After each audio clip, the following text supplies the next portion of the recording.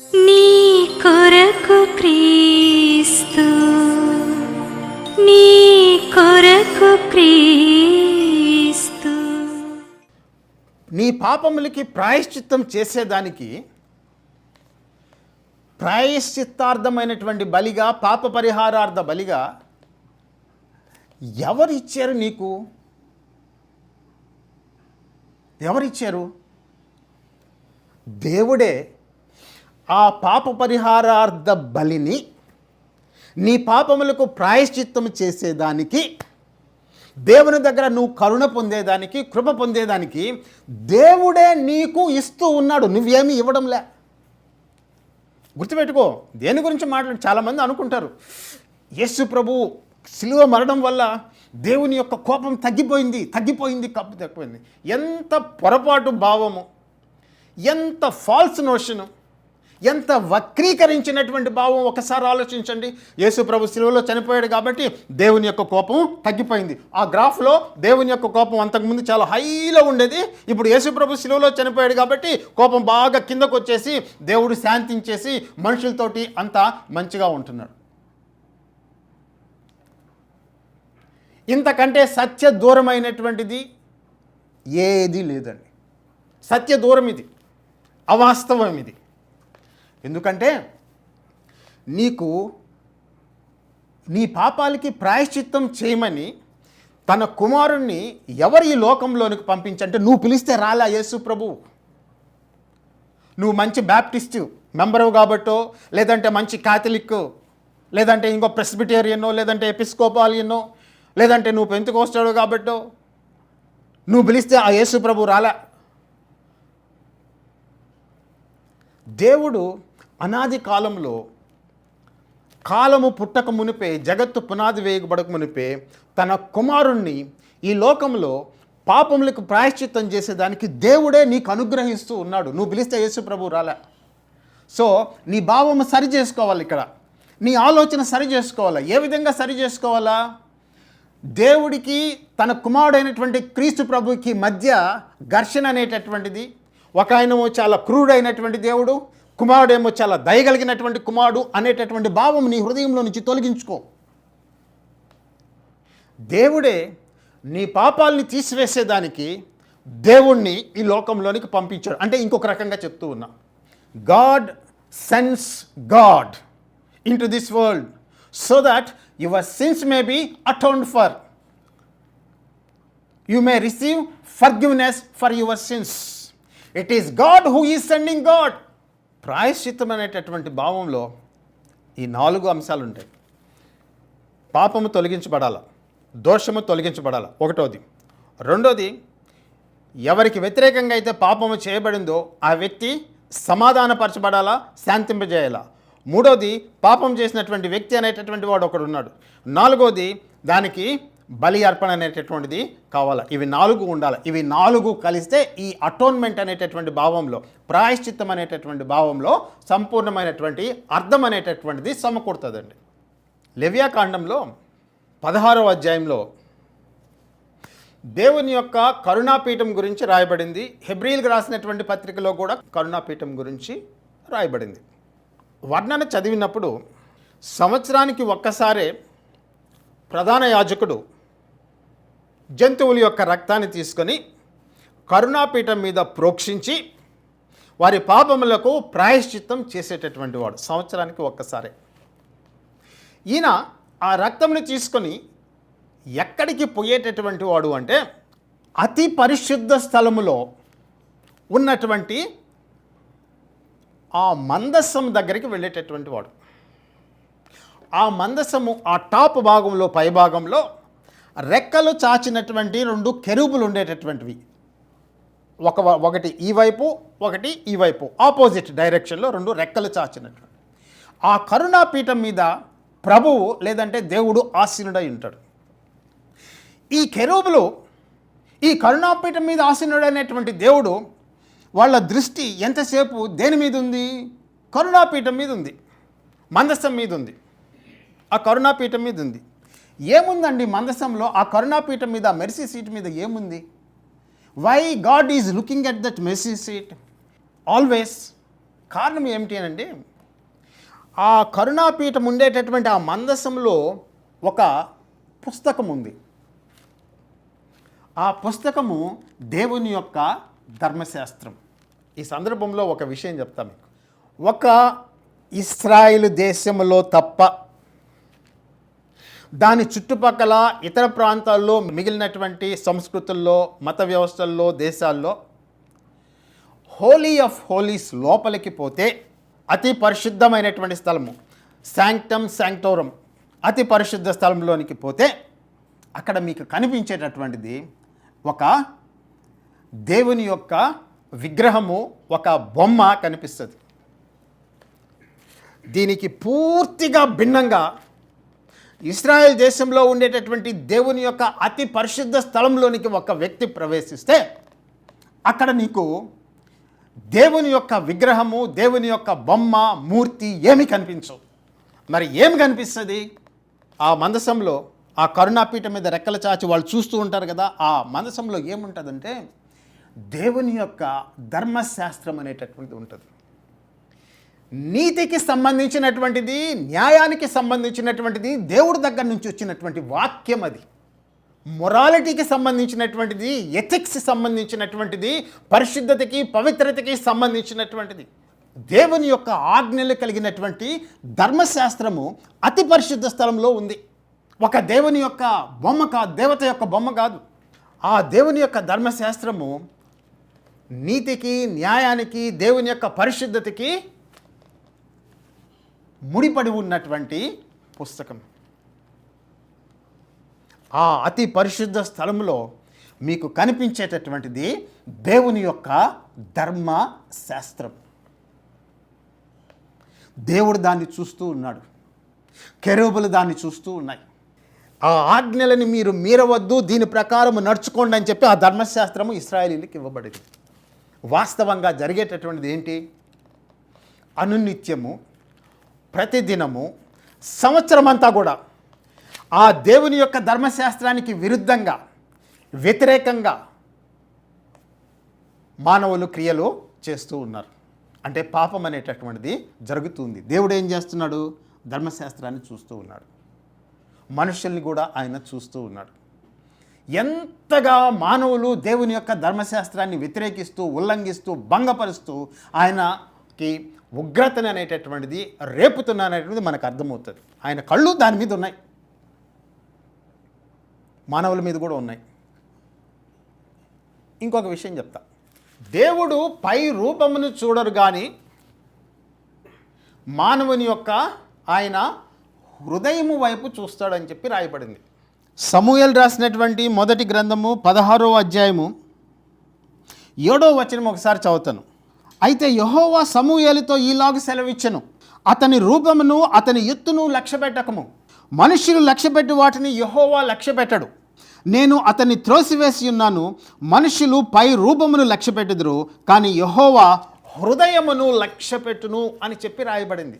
అంటే దేవుడి యొక్క కన్నులు ఎవరి మీద ఉంటాయంటే, దేని మీద ఉన్నాయంటే, నేను ధరించేటటువంటి వస్త్రాల మీద, నా పై రూపం మీద, నా ఎత్తు మీద, నా రంగు మీద, నా యొక్క అందం మీద, వాటి మీద కాదు. దేవుడి యొక్క హృదయం, దేవుని యొక్క దృష్టి ఉండేటటువంటి, దేవుని యొక్క కన్నులు ఉండేటటువంటిది. దేవుని యొక్క దృష్టి ఎవరి మీద ఉంటుందంటే మనిషి యొక్క హృదయాన్ని ఆయన లక్ష్య పెడతారు. అంటే దేవుడు మనిషి యొక్క హృదయాన్ని చూస్తూ ఉంటాడు. కరుణాపీఠం మీద నుంచి దేవుడు దేన్ని చూస్తూ ఉన్నాడు? ధర్మశాస్త్రాన్ని చూస్తూ ఉన్నాడు. ఇక్కడ దేవుడు ఏమని చెప్పి చెప్తున్నాడంటే, నేను మనిషిని యొక్క హృదయాన్ని లక్ష్య పెడుతున్నాను. అంటే ఇంకొక రకంగా చెప్పుకోవాలంటే, నేను మనుషుడి యొక్క హృదయాన్ని నేను చూస్తూ ఉన్నాను అంటాడు. ఏముందండి మనిషి హృదయంలో? నా ఎత్తు, నా ఒడ్డు, పొడుగు, నా రంగు, తర్వాత వచ్చి నేను చేసుకున్నటువంటి అలంకారాలు, వీటన్నిటిని దేవుడు ఎందుకు లక్ష్య పెట్టాడు? Why he doesn't care? ఎందుకు హృదయాన్ని మాత్రమే లక్ష్య పెడతాడు? కారణం ఏంటి? ఒక ఆన్సర్, మనం ప్రశ్నేద్దాం.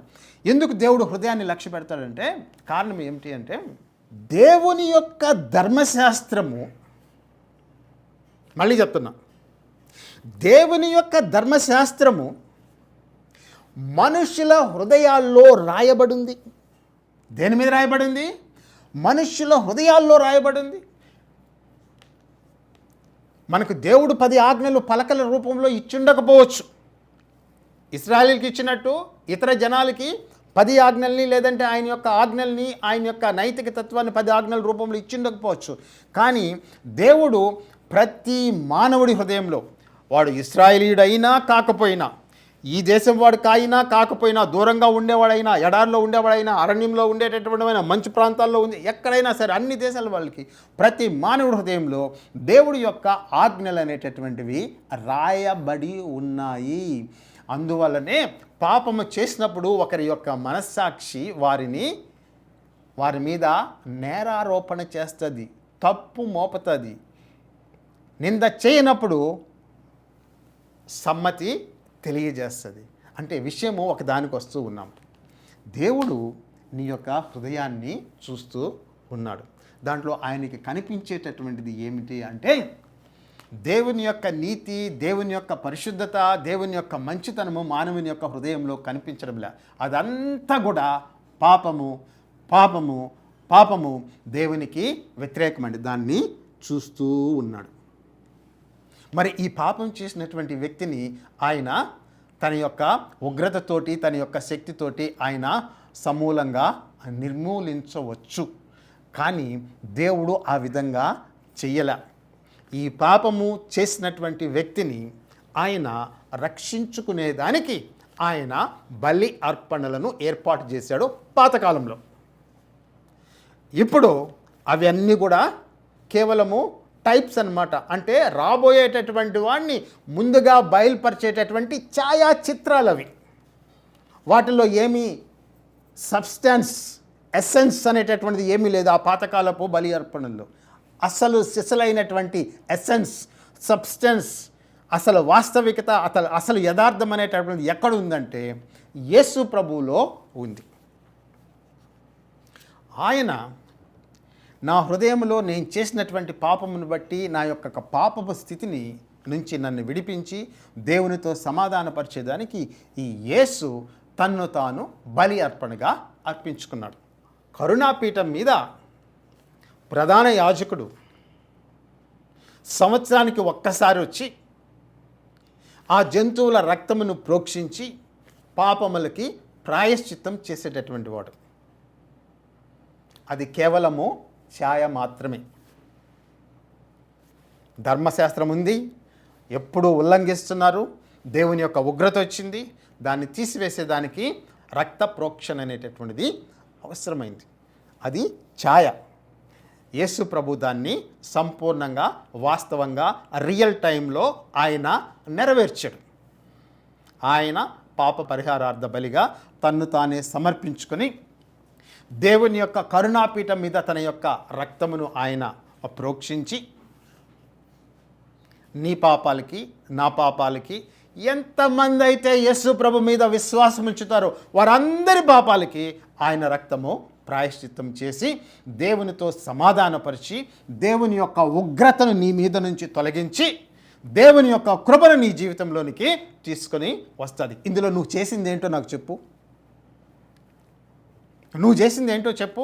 దేవుడు నీ కోసం అంతా చేసి కేవలము నీ హృదయంలో విశ్వాసం ఉంచి నోటితో ఒప్పుకోమని చెప్పి మాత్రమే చెప్తున్నాడు. ఇందులో నువ్వు చేసినటువంటిది, నువ్వు ఏర్పాటు చేసినటువంటిది, నీ ప్రణాళిక, నీ ఆలోచన, నీ తలంపు ఏమీ లేదు. అంతా కూడా దేవుడే చేశాడు. నువ్వు చేయవలసినటువంటిది ఏమిటి అంటే నీ యొక్క పాపం నుంచి విడిపించి దేవునితో సమాధాన పడేదానికి, దేవుని యొక్క దీవెనలు పొందేదానికి, ఆశీర్వాదాలు పొందేదానికి, నిత్య జీవం పొందేదానికి, నీ పాపం నుంచి శాశ్వతంగా నువ్వు విడిపించబడేదానికి కేవలము విశ్వాసము మాత్రమే ఉంచమంటూ ఉన్నాడు యేసు ప్రభు మీద. ఆయన తన పరిశుద్ధ రక్తమును కరుణాపీఠం మీద ప్రోక్షించాడు. చూడండి, ఇప్పుడు కరుణాపీఠానికి, రక్తానికి, దేవుని యొక్క కృపకి ఎటువంటి లింక్ ఉందో.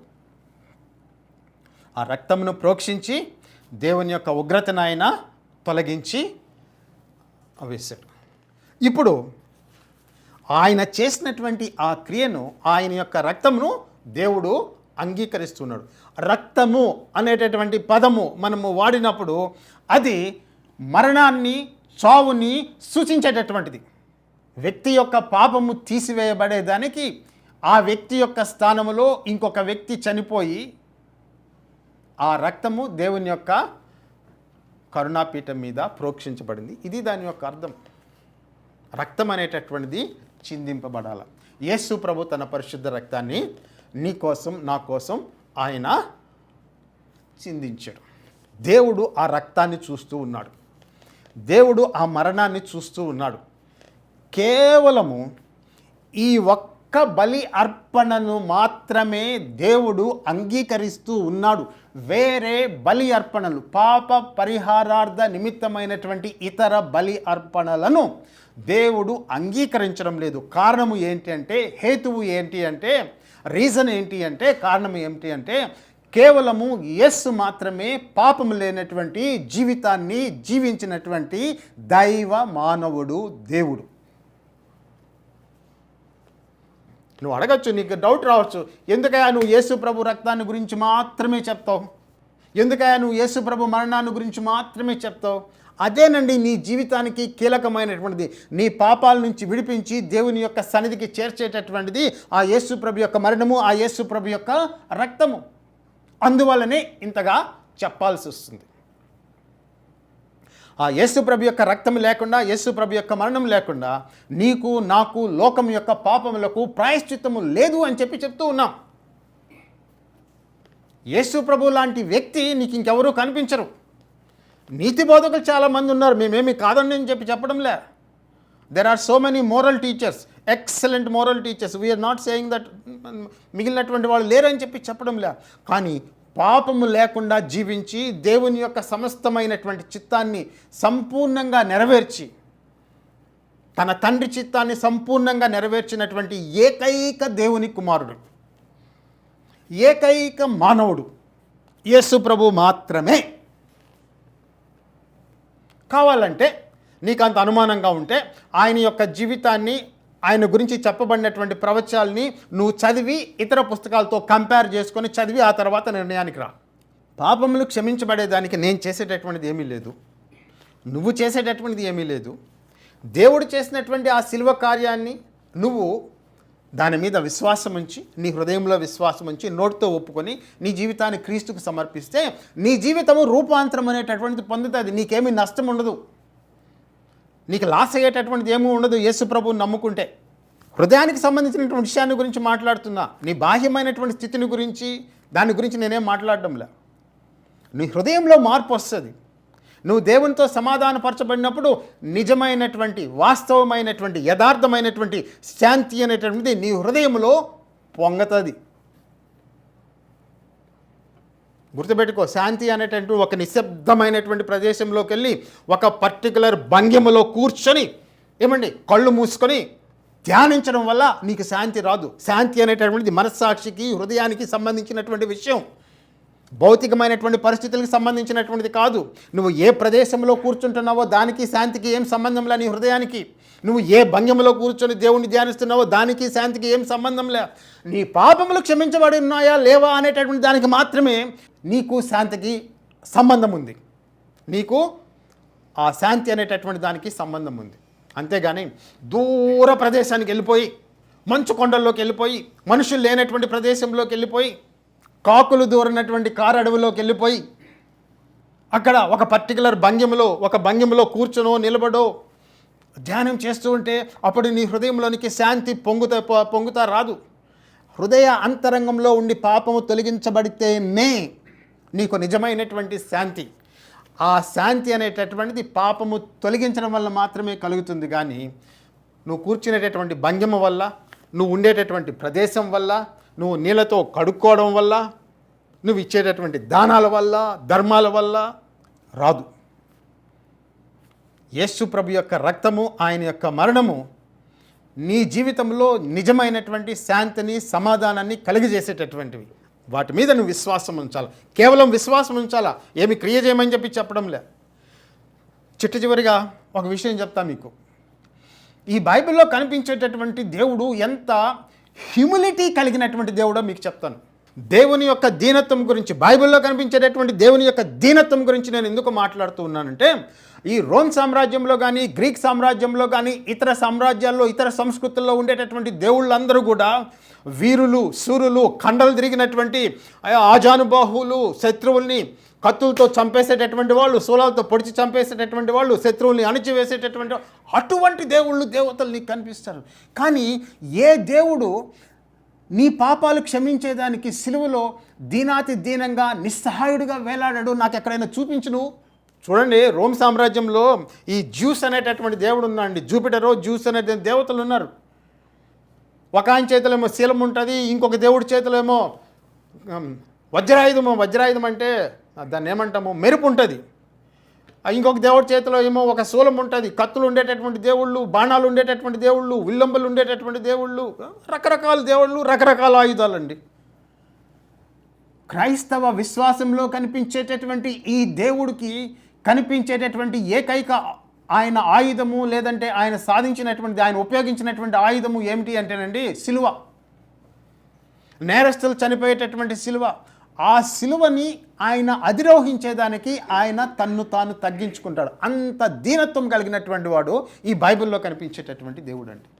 నిన్ను తాను సంపాదించుకునేదానికి, నీ పాపముల నుంచి నిన్ను విడిపించి నిత్య జీవంలోనికి నడిపించేదానికి, నువ్వు నిత్య నాశనంలోనికి, నరకంలోనికి పోకుండా ఆపివేసి తన రాజ్యంలోనికి నిన్ను చేర్చుకునేదానికి దేవుడు నీ కోసం తన్ను తాను తగ్గించుకొని సిలువలో మరణించాల్సి వచ్చింది. ఈ దేవుడికి మిగిలినటువంటి దేవుళ్ళకి, దేవతలకి, ఉదాహరణకి రోమ్, గ్రీక్ సామ్రాజ్యము, ఐగుప్తు దేశము, అనేక రకాల సంస్కృతులు మీరు కంపేర్ చేసుకోండి, పోల్చి చూసుకోండి, మీకేం కనిపిస్తుంది? ఆ దేవుళ్ళల్లో, ఆ దేవతల్లో ఈ హ్యూమిలిటీ అనేటటువంటిది ఏమైనా ఉందా? ఈ దీనత్వం అనేటటువంటిది ఏమైనా ఉందా? సిలువలో నీకు కనిపించేటటువంటిది ఏమిటి అంటే దేవుని యొక్క హ్యూమిలిటీ కనిపిస్తుంది. అంటే ఆయన అంత శక్తివంతుడైనటువంటి దేవుడయ్యండి, అంత శోధింపశక్యం కానటువంటి జ్ఞానం కలిగినటువంటి వాడయ్యండి, ఆయన దూతల చేత అంతగా ఆరాధింపబడుతూ ఉన్నప్పటికీ నిన్ను రక్షించేదానికి ఆయన తన్ను తాను తగ్గించుకొని సిలువలో చనిపోయారు. ఆయన యొక్క ప్రత్యేకత అది. ఆ తగ్గించుకొని సిలువలో చనిపోవడంలోనే ఈ బైబిల్లో కనిపించేటటువంటి దేవుని యొక్క శక్తి, ఆయన యొక్క సహనము, ఆ వాటిల్లోని దేవుని యొక్క బలం కనిపిస్తూ ఉంది. ఒకరిని చంపడం ఎంత అండి? పొడిస్తే చనిపోతారు, అంతే కదా. కత్తులతో చంపేసేవాళ్ళు కదా, శూలాలతో చంపేసేవాళ్ళు కదా, రకరకాలుగా చంపుతారు, పెద్ద పనేం కాదు. కానీ బాధితుడి స్థానంలో ఒకడు తనకై తానుగా బాధపడుచు మరణించడంలో శక్తి ఉంది, బలం ఉంది. దేవుడు నీ కోసం చేసినటువంటిది. సో ఈ సిలువ అనేటటువంటిది, ఈ ప్రాయశ్చిత్తం అనేటటువంటిది క్రైస్తవ విశ్వాసంలో అంత ప్రాముఖ్యమైనటువంటిదండి. చాలామందికి ప్రాయశ్చిత్తం అంటే చాలా సులువుగా మాటల్లో చెప్పేస్తారు. నీ హృదయంలో నువ్వు పశ్చాత్తాపడితే చాలురా, నిజమైనటువంటి పశ్చాత్తాపం అనేటటువంటిది నీ పాపాలకి ప్రాయశ్చిత్తం చేసేస్తుంది అని చెప్పి చాలా సులువుగా, చాలా తేలిగ్గా, అలవోకగా చెప్పేస్తూ ఉంటారు. పాపం అనేటటువంటిది మాటలతో పోయేటటువంటిది కాదండి. దేవుడు నీ కోసం ప్రత్యేకమైనటువంటి కార్యం చేశాడు, అది ప్రాయశ్చిత్తం, అదే సిలువ. ఆ సిలువ అనేటటువంటిది, ఆ ప్రాయశ్చిత్తం అనేటటువంటిది క్రైస్తవ ఉనికి, అస్తిత్వము, క్రైస్తవ మతం యొక్క అస్తిత్వం అంతా కూడా ఇదిగో ఈ ప్రాయశ్చిత్తం అనేటటువంటిది దాని మీద ఆధారపడి ఉంది. దేవుడు తన్ను తాను తగ్గించుకొని నీతోటి ఈ దినమున ఏమని చెప్పి మాట్లాడుతూ ఉన్నాడంటే, ఆయన నిన్నేమడుగుతూ ఉన్నాడంటే, నా కుమారుడా, నీ పాపాల నుంచి నేను నిన్ను రక్షించేదానికి ఇదిగో నా కుమారుడిని నేను నీకు అనుగ్రహిస్తూ ఉన్నాను. అది నేను నీకు ఇచ్చేటటువంటి వరము. ఈ వరాన్ని నువ్వు తీసుకో, ఆయన్ని నువ్వు నాకు సమర్పించు. నీ జోబులోంచి ఒక్క పైసా తీసి దేవుడికి ఇవ్వాల్సినటువంటి అవసరం లే, నీ మెడలో ఉండే బంగారు తీసి దేవుడికి అర్పించాల్సినటువంటి అవసరం లే, నీకు ఉండేటటువంటి బంగారు గాజులు దేవుడికి అర్పించాల్సినటువంటి అవసరం లే. దేవుడే నీ కోసం ఒక కార్యం చేశాడు, తన కుమారుడిని నీకు అనుగ్రహిస్తూ ఉన్నాడు. ఆ కుమారుడు యేసు. ఆయన్ని నువ్వు తీసుకొని ఆ దేవుడు ఏ విధంగా ఎంత దీనుడై నీ చేతులకు అప్పగిస్తున్నాడు ఒకసారి ఆలోచిస్తూ ఉన్నాడు. ఆ కుమారుని తీసుకొని దేవుడికి నువ్వు సమర్పించు. దేవుడికి సమర్పించు. ఇందులో నీ పాత్ర ఏంటండి? కేవలము విశ్వాసం చూడండి. దేవుడు ఆ బలి అర్పణని అంగీకరిస్తాడు, స్వీకరిస్తాడు, బ్లెస్ చేస్తాడు. పరలోక సంబంధమైనటువంటి ఆశీర్వాదాలన్నీ కూడా నీ జీవితంలోనికి వస్తాయి. దాని అర్థము ఇహలోకంలో ఉండేటటువంటి దీవులు దేవుడు బంద్ చేసేసాడు, ఆపేసాడు, ఇవ్వడు అని చెప్పి దాంట్లో అర్థం కాదది. మొట్టమొదటగా spiritual blessings followed by earthly blessings. మొట్టమొదటిగా దాన్ని నువ్వు వెతుకు. మొట్టమొదటిగా దేవుని నీతిని, దేవుని రాజ్యమును వెతుకుడి, అప్పుడు అవన్నీ మీకు అనుగ్రహించబడి. ఆ దేవుని నీతి, ఆ దేవుని రాజ్యము యేసు ప్రభువులో ప్రత్యక్షమైంది. ఈ దినమున నువ్వు యేసు ప్రభువుని దేవుడిగా ఎరిగి ఉండకపోతే, నీ పాపాలకి ప్రాయశ్చిత్తం చేసినటువంటి దేవుడిగా నువ్వు ఎరిగి ఉండకపోతే, ఈ దినమనే యేసు ప్రభు దగ్గరికి రా. చాలామంది యేసు ప్రభుని ఎందుకు కోరుకుంటారంటే, ఏదో కొడుకు ఉద్యోగం కావాలనో, కుమార్తెకి పెళ్లి చేయించాలనో, వీసా వచ్చేదానికో, ఏదో ప్రమోషన్ వచ్చేదానికో, ఇల్లు కట్టుకునేదానికో, స్కూటర్ కొనుక్కునేదానికో, కారు యేసు ప్రభు దగ్గరకు వచ్చారండి, దాని ప్రాబ్లం కాదు. కానీ అసలైనటువంటి దాన్ని మిస్ అయిపోకు.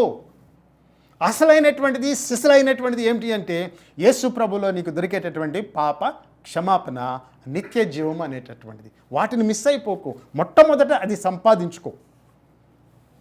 అది యేసు ప్రభువు. కాబట్టి నువ్వు యేసు ప్రభుని ఎరుగుండకపోతే, ఈ దినమున నువ్వు ఎక్కడున్నా సరే, ఏ పరిస్థితుల్లో ఉన్నా సరే, ఆ యేసు ప్రభుని నువ్వు అడుగు. ప్రభువా, నా పాపాలని క్షమించు, నా కోసం నువ్వు చనిపోయావని నమ్ముతున్నాను, నా కోసం తిరిగి లేచేవని నమ్ముతున్నాను, నా జీవితాన్ని మార్చు అని చెప్పి ఆ దేవుడికి నువ్వు ప్రార్థన చేయి. దేవుడు నీ ప్రార్థనని తప్పకుండా, ఖచ్చితంగా, నిశ్చయంగా 100కి 100 నువ్వు చిత్తశుద్ధితో ప్రార్థన చేస్తే అంగీకరించి నీ జీవితాన్ని మారుస్తాడు. నీ జీవితం గొప్ప మలుపులు తిరుగుతుందండి, మార్పు వస్తుంది. నేను నీకు ఇచ్చేటటువంటి ఆహ్వానం, ఆ సిలువ దగ్గరికి నువ్వు రా. ప్రాయశ్చిత్తం దేవుడు నీ కోసం చేశాడు, దాన్ని నువ్వు అంగీకరించు. దేవుని యొక్క దీవెనలను పొందుకు. దేవుడు మిమ్మల్ని విస్తారంగా దీవించి ఆశీర్వదించునుగాక. యేసు నామములో ఆమేన్. పరిశుద్ధుడైన మా తండ్రి, సర్వశక్తి కలిగిన తండ్రి యెహోవా దేవా, నువ్వు నీ ప్రియ కుమారుడు అనేటువంటి క్రీస్తు ప్రభును మా పాపములను తీసివేయుటకై ఈ లోకంలోనికి నువ్వు పంపి ఉన్నావు. ఆయన నువ్వు కరుణాధారంగా బయలుపరిచి ఉన్నావు. నీకు కృతజ్ఞతలు చెల్లించుకొనిచున్నాం. ఈ వాక్యము వినుచున్నటువంటి బిడ్డల్ని మీరు ఆశీర్వదించి, వారి హృదయంలో ప్రభువా నీ మీద విశ్వాసమును కలిగి చేసి, నువ్వు అనుగ్రహించేటటువంటి అద్భుతమైనటువంటి రక్షణను వారు కోల్పోకుండా, దేవా ఆ రక్షణను పొందుకునేటట్లు, యేసు ప్రభులో పాప క్షమాపణ పొందినట్లు, నువ్వు ఇచ్చేటటువంటి నిత్య జీవము అనేటటువంటి వరము ప్రభువా వారు పొందుకొని నీ నిత్య రాజ్యంలోనికి వారిని ప్రవేశించేటట్లు ఈ దినమున వారి హృదయాల్ని, వారి తలంపుల్ని, వారి ఆలోచనల్ని ప్రభువా నువ్వు ప్రేరేపించమని, చైతన్యపరచమని, వాళ్ళ హృదయాలు మీరు కదిలించమని యేసు ప్రభు నామంలో నిన్ను అడిగి వేడుకొనిచున్నాను. వినిచినటువంటి వారి హృదయంలో ఎంతమంది అయితే దేవుణ్ణి అంగీకరించారో వారి మీద నీ పరిశుద్ధాత్మని ప్రభువా సమృద్ధిగా కుమ్మరించండి. అంగీకరించినటువంటి వారి హృదయాల్లో ప్రభువా నాయనా సమస్త జ్ఞానమునకు మించిన దేవుని యొక్క సమాధానముతో వారి హృదయాల్ని మీరు నింపండి ప్రభువా, దీవించండి. నువ్వు ఇచ్చేటటువంటి రక్షణ ఎవ్వరూ కోల్పోకుండా ప్రతి బిడ్డను ఆశీర్వదించి దీవించండి. యేసు నామంలో ఆమేన్.